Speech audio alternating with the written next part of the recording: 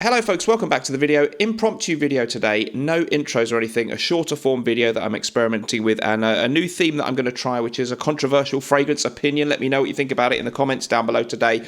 I'm going to tell you why I don't think performance matters in a fragrance. Well, at least why I don't overly focus on it. Before that, please don't forget that my recommended fragrance sampling site in the UK is fragrancesamplesuk.com. They're linked in the description and my code MrSmelly10 gets you 10% off their huge array of fragrance samples.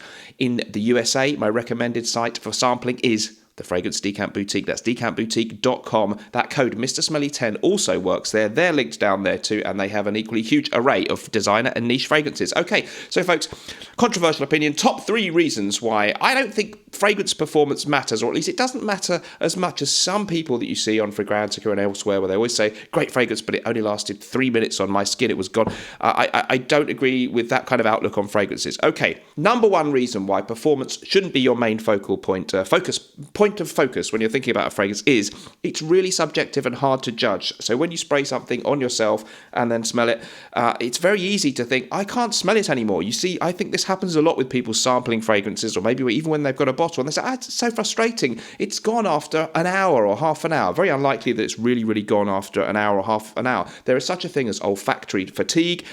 Your nose becomes used to something being there in the air and you cease to smell it. So it's very hard to judge how long a fragrance lasts unless you've been wearing it and it's smelled other people wear it for years and years around you. There's different circumstances, whether you're inside or you're outside. Maybe you've got a bit of a bunged up nose that day. Maybe the olfactory fatigue has kicked in and you think, oh, it's so disappointing. Like, this has happened to me. I think, oh, this fragrance isn't that strong. And someone says, oh, you smell nice. 4 or 5 hours later, I'm like, what? You can really smell it. You can still smell that. So very hard, very subjective, very difficult to measure it in any kind of objective way. Okay, secondly, another great reason why I don't focus on it too much is it is always possible to improve the performance of a lesser fragrance that's a little bit weaker by carrying a decant or atomizer of some kind. Here's something that I got from Fragrance Samples UK, a lovely sample. And you can get these kind of little sprayers and spray from your bottle into them, or even more fancy ones that you can buy.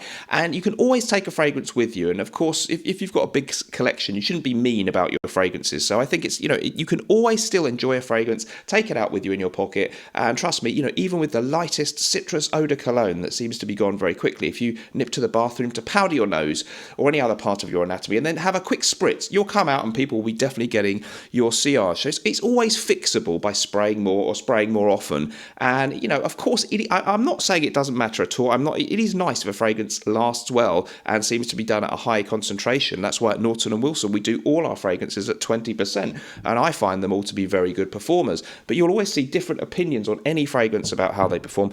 But yeah, it's a nice thing. I like fragrances that seem to last well, but even if I have one that doesn't, I'm still happy to wear it and enjoy it, and I spray more and I spray more often, okay? Thirdly, here's the third one, and this is that it's really just not a very refined way of looking at fragrances. So I tend to prefer some of those kind of notes, lovely, beautiful citrus notes, herbal accords that inherently don't have the greatest tenacity. They fizzle out in the air. I'm not into chemistry, but and some of the kind of accords that last really long, like toffee smells, or really strong vanilla smells, or some of the more artificial smells and sweet smells, I don't happen to care for those as much as some of the ones that the aforementioned lesser lasting fragrance smells. So to me, it's the exquisite, beautiful quality of a fragrance that I value much more than the longevity and the sillage. It's not that hard to make a very strong, very sweet, very in-your-face fragrance, but it might not be the kind of fragrance I find particularly refined, complex, or elegant.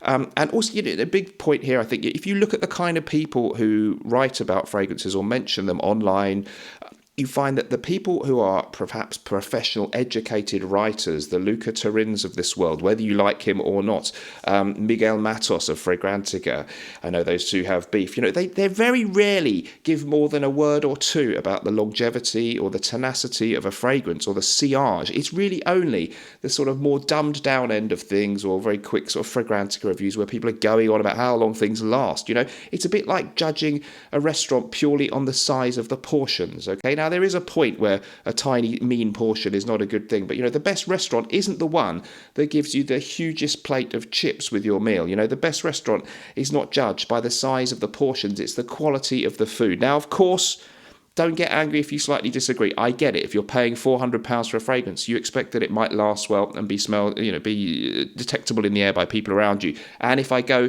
and pay £500 for a meal in a restaurant, I might not be that happy if I got very tiny portions. So, take this with a pinch of salt, but, don't measure by the salt portion. Anyway, and let me know what you think about that. Let me know in the comments down below. New style of video, controversial opinion, fragrance performance doesn't matter. Well, it does, but it's really down there on the list of priorities for Mr. Smelly 1977. Don't forget, we've got our Norton & Wilson fragrances still available to you guys. The 5th one is coming very soon. So excited. It's an absolute banger. Bon Viveur is still available in the UK. No, it's not. It's available in the USA.